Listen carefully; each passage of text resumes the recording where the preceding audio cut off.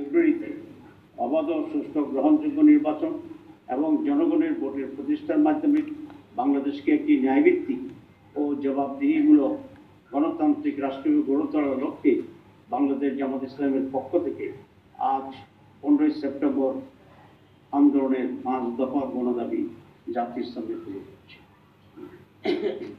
দাবিসমূহ: জুলাই জাতীয় সনদের ভিত্তিতে আগামী ফেব্রুয়ারিতে নির্বাচন আয়োজন করা। 2, আগামী জাতীয় নির্বাচনে উভয় পক্ষে পিআর পদ্ধতি চালু করা। ঠিক।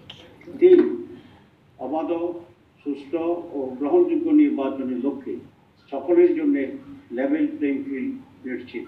অবশ্যই 4, ফ্যাসিস্ট সরকারের সকল জুলুম, নির্যাতন, গণহত্যা ও দুর্নীতির বিচার দৃশ্যমান করা।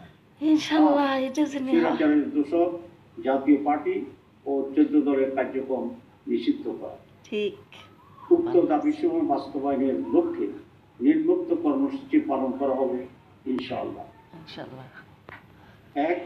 18 সেপ্টেম্বর রাজধানী ঢাকায় সমাবেশ ও বিক্ষোভ মিছিল। 19 সেপ্টেম্বর দেশের সকল বিভাগীয় শহরে বিক্ষোভ মিছিল। 26 সেপ্টেম্বর দেশের সকল জেলা উপজেলায় বিক্ষোভ মিছিল।